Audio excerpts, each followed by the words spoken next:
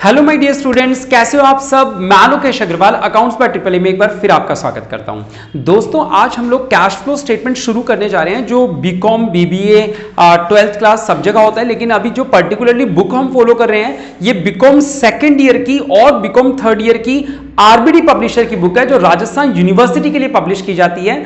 तो इस बुक के हम लोग क्वेश्चंस करेंगे। आप चाहे सेकंड ईयर में हो चाहे थर्ड ईयर में हो, आपका एक एक क्वेश्चन नंबर मैच करेगा। मैं आपको बता दूं, मैं चैप्टर की शुरुआत ही सीधा एग्जांपल नंबर 5 से करवा रहा हूं। उससे पहले के छोटे छोटे से फर्जी से सवाल आपको नहीं देखने हैं। आने वाला तो 5 भी नहीं है, आगे के जो बड़े सवाल होते हैं वो आएगा। लेकिन चैप्टर की बिगिनिंग के लिए कि एक बार बेसिक से शुरुआत करें, इसलिए हम लोग चैप्टर एग्जांपल नंबर 5 से शुरुआत कर रहे हैं। मैं एग्जांपल नंबर 5 मेरे पास आरबीडी की सेकंड ईयर की बुक है, जिसमें पेज नंबर 1.15 पे ये पेज नंबर पे इंग्लिश मीडियम का सवाल सर, एक सेकेंड। और जो थर्ड ईयर की बुक है उसमें ये सवाल कौन से पेज नंबर पे है बेटा? 5th एग्जांपल बताना। 5.15 यानी पेज नंबर तो 15 ही है, सवाल नंबर भी एग्जांपल नंबर भी 5 ही है। चैप्टर का नंबर अलग किया हुआ है, सेकंड ईयर में फर्स्ट नंबर पे है और थर्ड ईयर में 5th चैप्टर है हमारा। ठीक है, एग्जांपल नंबर पेज नंबर सब कुछ एज इट इज मैच होंगे वैल्यू के साथ। ठीक है, करें शुरू। चलो, हाँ कुछ बोल रहे थे बेटा, तुमने जब ध्यान नहीं दिया था ना, जब तुम स्टोरीज देख रहे थे तब बता दिया। आओ करें। चलो देखो बेटा, एग्जांपल नंबर 5। तो जिनके पास किताबें नहीं है वो लोग सुन सकते हैं सवाल में क्या दे रखा है। Calculate cash flow from operating activities from the following. बेटा आपसे केवल कौन सी एक्टिविटी मांगी गई है? केवल ऑपरेटिंग एक्टिविटी मांगी गई है। ठीक है, इन्वेस्टिंग और फाइनेंसिंग नहीं। तो एक बार ऑपरेटिंग एक्टिविटी को याद कर लेंगे वो कैसे बनाते हैं। बेटा ऑपरेटिंग एक्टिविटी की शुरुआत यहां से नहीं होती, उसके वर्किंग नोट से होती है, जो पीएटी से पीबीटी पे जाता है। पीएटी से पीबीटी में जाने में 4 आइटम प्लस किए जाते हैं, जिनमें से एक तो प्रोविजन फॉर टैक्स है और 3 आइटम शेयर होल्डर से रिलेटेड है, जिनको हम प्रपोज डिविडेंड, इंटरिम डिविडेंड और ट्रांसफर टू रिजर्व के नाम से जानते हैं। ठीक है, फिर पीबीटी यहां पे आ जाता है। फिर हम ऐड करते हैं नॉन ऑपरेटिंग एक्सपेंसेस या नॉन कैश एक्सपेंसेस। एक्सपेंसेस को प्लस करना होता है, 4 आइटम प्लस करने हैं, जिनमें से एक तो अलग है, इंटरेस्ट ऑन डिबेंचर या लोन। बाकी 3 आइटम कहीं ना कहीं फिक्स्ड एसेट से रिलेटेड है। टेंजिबल वाली डेप्रिसिएट होती है, इंटेंजिबल वाली अमोर्टाइज होती है, और तीसरा loss on sale of fixed assets. बेटा फिर 4 चीजें माइनस होती है नॉन ऑपरेटिंग इनकम के नाम से। ऊपर loss on sale of fixed assets था, तो यहां पे profit on sale of fixed assets हो गया। बाकी 3 चीजें जो है वो कहीं ना कहीं इन्वेस्टिंग एक्टिविटी से रिलेटेड है। Rent received, interest received, dividend received. जब इतना काम कर देते हैं तो हम मिडवे पे आ जाते हैं। मिडवे की पूरी फुल फॉर्म क्या है? Net operating profit before working capital changes. और उसके बाद हमें वर्किंग कैपिटल का चेंज दिखाना होता है, यानी कि करंट एसेट और करंट लायबिलिटी का।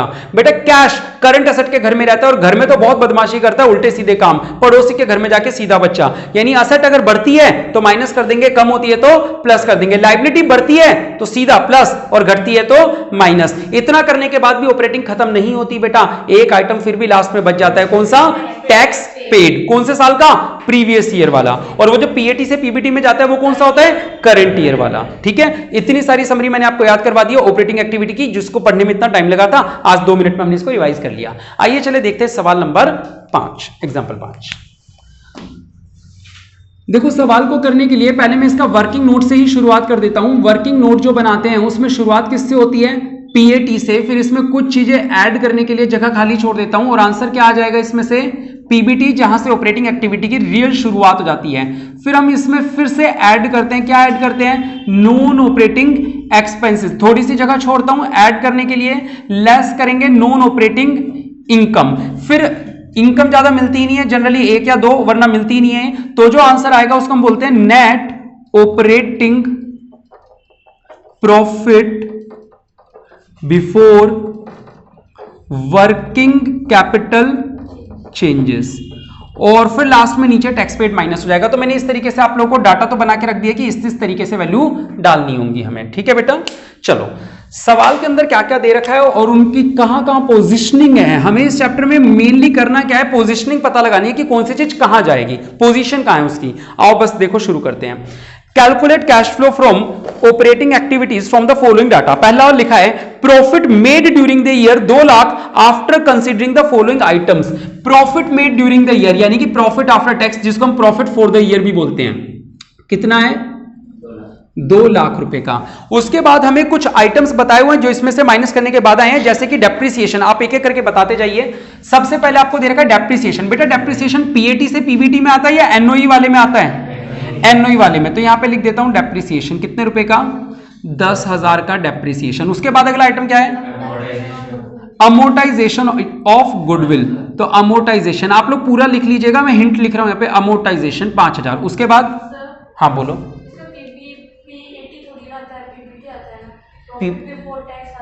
बिल्कुल profit before tax operating activity की शुरुआत रियल में यहां से होती है। मैंने वो जो वर्किंग नोट यहां बनता है पीएटी से पीबीटी वाला, वो देखो वो वर्किंग नोट यहां से यहां आ गया और ऑपरेटिंग एक्टिविटी की रियल शुरुआत यहां से हो गई, तो मैंने पूरा एक ही जगह डिजाइन कर दिया। ठीक है, हाँ अगला item, transfer to general reserve एनओई में आएगा या ऊपर वाले में, ऊपर, बिल्कुल ट्रांसफर टू जनरल रिजर्व। बस आपको ये पोजीशनिंग डिसाइड करनी है। सुमित आ रहा है समझ में, ठीक है, कितने रुपए, सॉरी 10,000। हाँ, profit on sale of, sorry land, profit on sale of land कितना, 5,000 यहां पे आ जाएगा। ये खत्म हो गए आइटम्स। आओ करंट एसेट करंट लायबिलिटी वाले टॉपिक्स यहां आएंगे, एक एक करके मुझे बताएंगे आपको। दो देखो, जब भी कैश फ्लो स्टेटमेंट का चैप्टर पढ़ो तो एक बात तो ये याद रखना, यहां पे 2 साल की वैल्यूज होती है। पेपर में कई बार ये क्वेश्चन पेपर में आपके साथ गेम खेल जाता है, सवाल में भी खेलेगा। अभी आपको पहले कौन से साल की वैल्यूज दे रखी है, क्लोजिंग बैलेंस, आपको ऐसे सवाल में दे रखा है क्लोजिंग बैलेंस यहां है, ओपनिंग बैलेंस यहां है, तो आपको पढ़नी कैसे है वैल्यूज, ऐसे पढ़नी है। यानी कि अगर आप मुझे बताओगे डेटर, तो आप मुझे बोलोगे सर डेटर 12 से 15 के हो गए, यहां लिखा है 12,000, यहां लिखा है 15,000, तो आप क्या बोलोगे, सर डेटर 12 से 15 के हो गए, आप मेरे को ये वैल्यू बताओगे। ठीक है, कभी वो पेपर में ऐसे बोलेगा, कभी वो पेपर में ऐसे बोलेगा, तो हमेशा पहले आपको डेट पे नजर डालनी है कि कहां से कहां है, वरना पूरा किया धरा बेकार हो जाएगा अपना। ठीक है, क्लियर है। तो इस वाले सवाल में आप मुझे राइट से लेफ्ट पढ़ के बताओगे। डेटर बेटा करंट एसेट है, डेटर 12 से 15 के हो गए, तो पहले यहां लिखेंगे, क्या लिखेंगे सुमित, ध्यान से सुनना, इंक्रीज इन डेटर्स, वैल्यू लिख देंगे कितनी, 3,000। अब ये 3,000 प्लस होगी या माइनस, अब जरा सोच लेते हैं। डेटर असेट है, असेट उल्टी चलती है, इंक्रीज है तो माइनस, डन। अगला पॉइंट कितना, 15 से 10 यानी कि डिक्रीज, डिक्रीज इन क्रेडिटर्स। यहां केवल एक बार 5,000 लिखोगे, फिर सोचोगे, फिर अब सोचना है लायबिलिटी कम हुई तो माइनस करेंगे। नेक्स्ट वैल्यू बोलो, 10 से 8, डिक्रीज इन बी आर 2,000। अब सोचोगे सर असेट है, असेट कम हुई तो प्लस करेंगे। Next, decrease in prepaid expense 2,000 रुपए कम हो गए और डिक्रीज है तो प्लस, और सारे आइटम कोई नहीं बचा। चलो ठीक है बेटा, सारे आइटम आपके हो चुके हैं, तो अब आप टोटल लगाओगे, पीएटी से पीबीटी तक जाने में वैल्यू आ गई हमारी 2,10,000 की। फिर हमें 15,000 तो जोड़ना है और 5,000 माइनस करना है, तो 10,000 जोड़ दो, 2,20,000 का मिडवे आ गया। ठीक है, फिर 8,000, 4 कम कर दो, 2,16,000 आंसर आ गया होगा, चेक करो।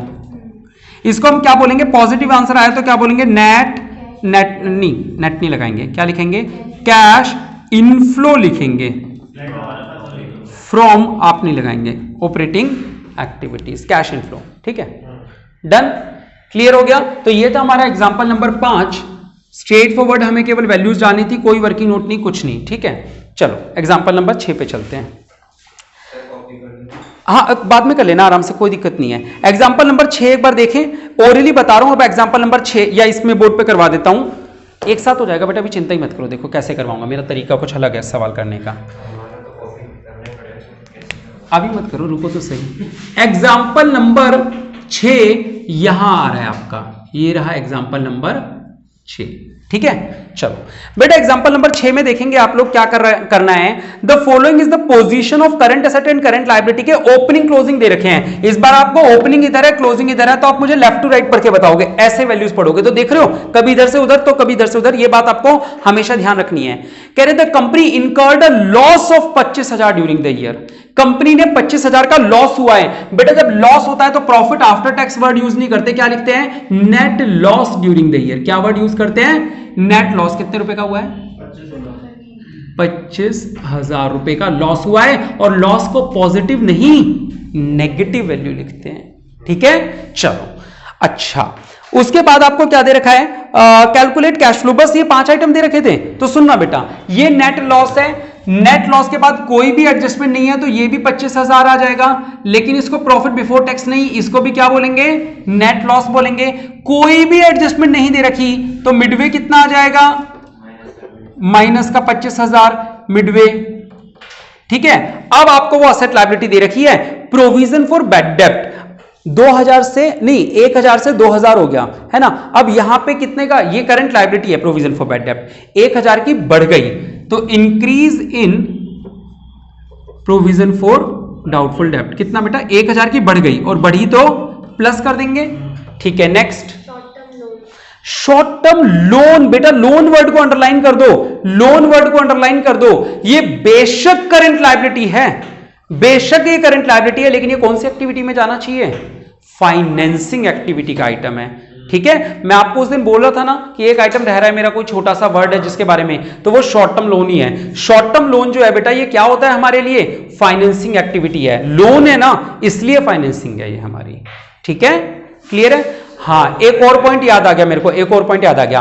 मैंने आप लोगों को उस दिन इंटरेस्ट ऑन डिबेंचर भी नहीं लिखवाया था, नहीं लिखवाया ना इंटरेस्ट ऑन डिबेंचर, मुझे याद दिलवाना, मैं आपको नोट्स में आज इंटरेस्ट ऑन डिबेंचर और लिखवाऊंगा, आपको वो ऐड करना ही करना है, क्योंकि इंटरेस्ट ऑन डिबेंचर के बिना सवाल ही नहीं बनेगा, आप ये मान लो, पक्का आएगा ही आएगा, आज ही लिखवा दूंगा आपको interest on debenture.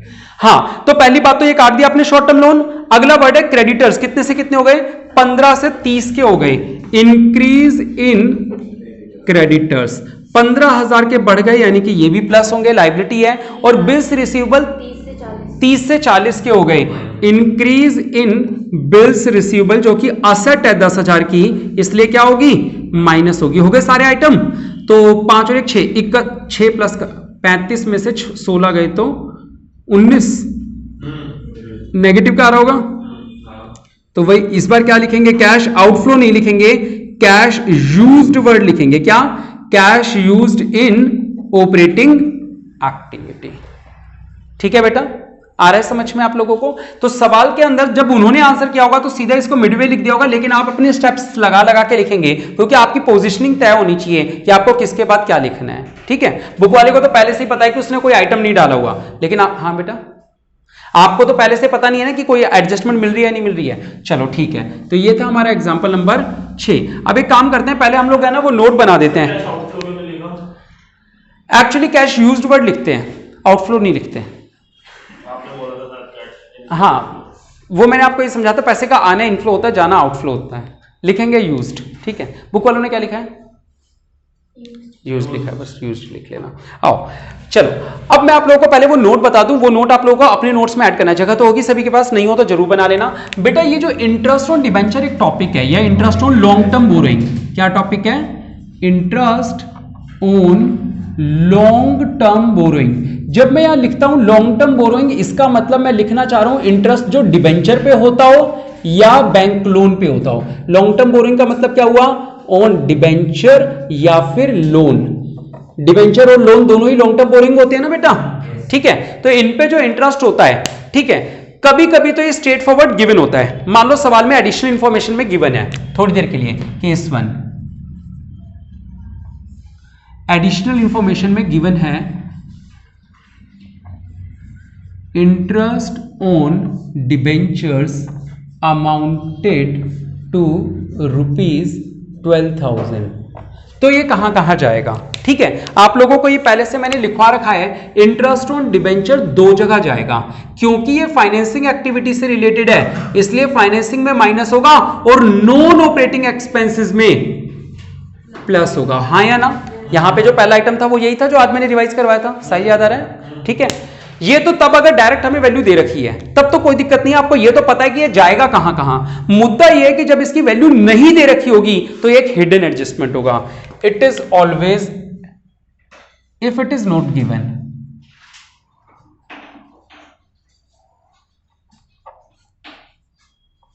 if its value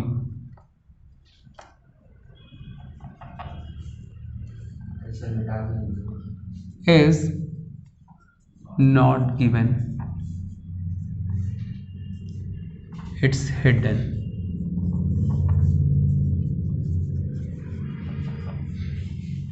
तो आपको इसको कैलकुलेट करना होगा, आप इसे कैलकुलेट करोगे। अगर सवाल में नहीं भी बोला हुआ है इंटरेस्ट, अगर सवाल में डिबेंचर है सवाल में उसके नाम के आगे परसेंटेज है और होगी, डिबेंचर है तो उसके नाम के आगे परसेंटेज होती है। तो आपको कैलकुलेट करनी पड़ेगी, चाहे सवाल कुछ ना बोले, आपको लगेगा सवाल हो गया आपसे पूरा, तो भी आपको इंटरेस्ट ऑन डिबेंचर कैलकुलेट करना पड़ेगा। और कैसे कैलकुलेट करोगे बेटा? इंटरेस्ट ऑन डिबेंचर कैलकुलेट करोगे आप केस 1 मतलब a, if no date, if date is not given in info, बाहर सवाल में जो एडिशनल इंफॉर्मेशन होती है, अगर वहां पे कोई चर्चा नहीं कर रही, डेट भी नहीं बोली, मैं डेट की बात कर रहा हूं, मैं अमाउंट की बात नहीं कर रहा, मैं क्या बोल रहा हूं, कोई मान लो डिबेंचर थे जो 50,000 से 60,000 के हो गए, तो सवाल क्या करता है, वो इन्फो में बताता है कि हमने कब इशू किए। अगर उसने बताया ही नहीं कि वो इशू कब किए, 10,000 के इशू किए होंगे ना, इशू ऑफ डिबेंचर 10,000 रुपए तो पक्का प्लस होगा फाइनेंसिंग में, मैं उस टॉपिक की बात नहीं कर रहा। 50,000 से 60,000 के डिबेंचर होना, 10,000 रुपए फाइनेंसिंग में प्लस होगा, ये बात तो जेन्युइन है, मैं उस टॉपिक की बात ही नहीं कर रहा। मैं बात क्या कर रहा हूं कि सर ये 50 और 60 में से किसी एक वैल्यू पे इंटरेस्ट कैलकुलेट होना है, वो कौन सी वैल्यू होगी, उस पे बात चल रही है। जो इंटरेस्ट कैलकुलेट करना है वो कौन सी वैल्यू पे कैलकुलेट करना है। तो बाहर अगर सवाल में कोई इंफॉर्मेशन नहीं है कि ये डेट ऑफ इशू या डेट ऑफ रिडम्पशन क्या है, तो आप ओपनिंग बैलेंस पे कैलकुलेट करोगे। किस पे कैलकुलेट करोगे बेटा? ओपनिंग बैलेंस जो होगा ना, उस पे कैलकुलेट करोगे इंटू R/100 फुल ईयर का, यानी कि 12/12। अगर if date is given on 1 April, अगर हमें डेट 1 अप्रैल की दे रखी है, यानी 1 अप्रैल का मतलब क्या होता है, साल की शुरुआत की दे रखी है, तो आपको ये जो कैलकुलेट करना है, सुनना बेटा, वो किस पे कैलकुलेट होगा? अगर आपको 1 अप्रैल गिवन है, आ गया, तो आपको क्लोजिंग बैलेंस वाली वैल्यू पे करना है, यानी 50,000 से 60,000 है और नीचे लिखा हुआ है कि 1 अप्रैल को इशू हुआ, तो आप कौन सी वैल्यू पे कैलकुलेट करोगे? क्लोजिंग, यानी कि 60,000 पे कैलकुलेट करोगे, हाँ या ना? और अगर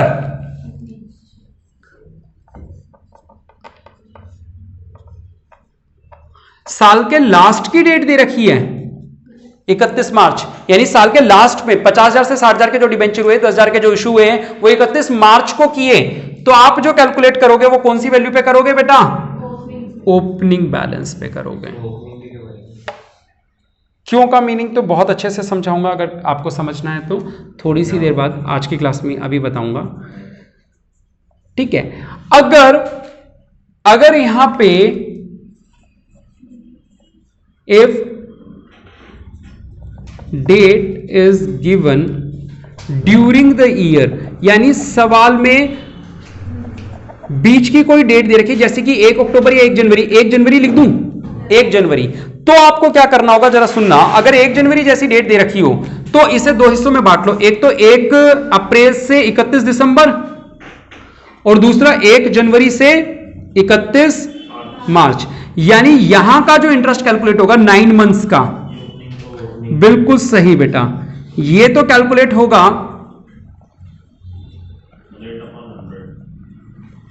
तो ये जो प्री पीरियड होगा, यानी उस डेट से पहले का पीरियड जो होगा वो कैलकुलेट होगा ओपनिंग बैलेंस पे, और जो उस डेट के बाद का पीरियड होगा वो कैलकुलेट होगा क्लोजिंग बैलेंस पे, ठीक है। और इन दोनों को जोड़ के फिर वैल्यू लिखी जाएगी। हाँ बेटा, मैं पूरा ही अभी एक्सप्लेन कर रहा हूं, लिखा है बस बोर्ड पे, ठीक है, पूरा एक्सप्लेन कर रहा हूं। चलो देखो, बड़ा सा पॉइंट दिख रहा होगा, जनरली मैं 12th वालों को तो लिखवाता ही नहीं है, पॉइंट ओरली बता देता हूं और वो समझ भी जाते हैं, ठीक है, तो आप लोग भी समझ जाएंगे। थोड़ी देर के लिए मान लो कि बोर्ड पे कुछ लिखा नहीं है, जो बात कर रहा हूं वो सुनना।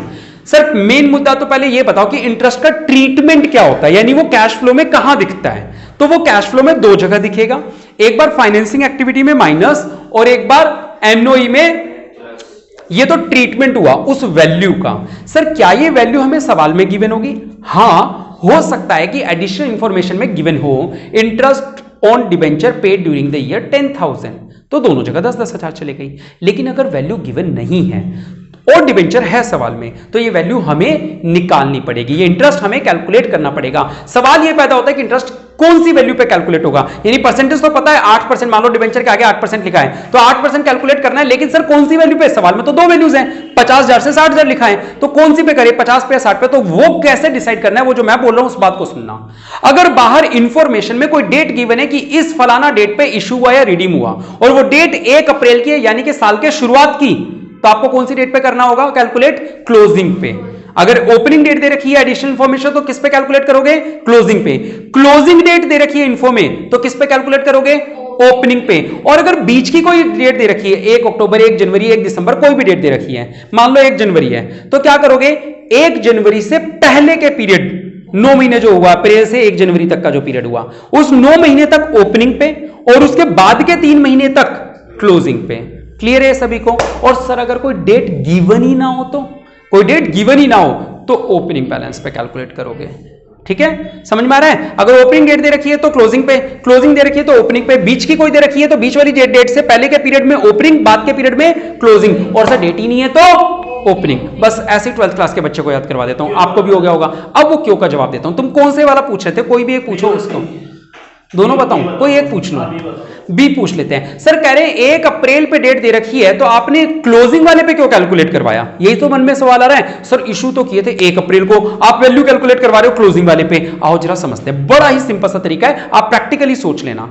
बैलेंस दे रखे 50,000 से 60,000, यही मान रहे हैं। 50,000 1 अप्रैल का बैलेंस है, यानी पहले से जो पिछले साल के एंड में बैलेंस था वो 31 मार्च 19 और 31 मार्च 20 की डेट गिवन है अपन को। ठीक है, तो 19 वाले में कितना था 50,000 और 20 वाले में कितना दिख रहा है 60। इसका मतलब हमने इस साल में 10,000 के इशू किए हैं। अब वो 10,000 इशू कब किए, उसकी डेट दे रखी है 1 अप्रैल। अब जरा सोच के देखना, पूरे साल हमारे पास 50,000 के डिबेंचर पड़े थे या 60,000 के, आपने खुद ने बताया 60,000 जो कि हमारा क्लोजिंग बैलेंस था। अब आप चाहोगे कि मैं आपको यह बताऊं, और सुन लो ये भी, यहां पे लिखा है कि ये जो 50,000 से 60,000 हुए हैं ये कब की है सर हमने क्लोजिंग डेट यानी साल की जो अंतिम वाली तारीख थी ना 31 मार्च, जिस दिन साल खत्म हुआ उस दिन इशू किए हैं ये 10,000 वाले, साल खत्म होने वाले दिन। तो बताओ आप जो डिबेंचर होल्डर को ब्याज दोगे तो वो ये जो 10,000 वाले इनको भी पूरे साल का ब्याज दोगे क्या? ये तो शुरू ही आज हुए हैं 31 मार्च को, जिस दिन साल खत्म हुआ है। पूरे साल कितने रुपए का पैसा पड़ा था 50,000, जो कि आपने जाना कि ओपनिंग बैलेंस था। ये इसके पीछे के लॉजिक है। ठीक है, और आप ये भी जानना चाहो तो इसको भी समझा दें। नहीं, चलो ठीक है ना। 1 जनवरी से पहले कितना पैसा पड़ा था 50,000, 1 जनवरी के बाद कितना पड़ा है 60,000, तो 1 जनवरी से पहले तक 50,000 पे लगाओगे, 1 जनवरी के बाद 60,000 पे लगा दोगे। आ रहा है कॉन्सेप्ट समझ में? और कुछ ना दे रखा हो तो फिर आप मान लोगे कि ओपनिंग बैलेंस पे कैलकुलेट करना है। ठीक है, याद रहेगा ये पॉइंट। चलो ये एडजस्टमेंट आप लोग और ऐड कर लेना अपने वर्किंग नोट्स के अंदर। यही तो सबसे पहले पढ़ाया था। नहीं, कहां पे? ये तो इन दोनों जगह आएगा ना। अच्छा, मतलब अगर यही इंफॉर्मेशन दे देना कि तो सिर्फ वहां पे आएगा, वरना तो फिर वहां पे दो एडजस्टमेंट होंगे। कोई भी सिचुएशन हो, इनमें से कोई भी वैल्यू जब निकल के आएगी, जो वैल्यू आएगी वो सारी वैल्यूज दो जगह जाएंगी, बस सिंपल सी बात है। हाँ, सारी जाना कहां है, यहां जाना है। वैल्यू कैसे आएगी वो निकालने के तरीके यहां सिखाएं।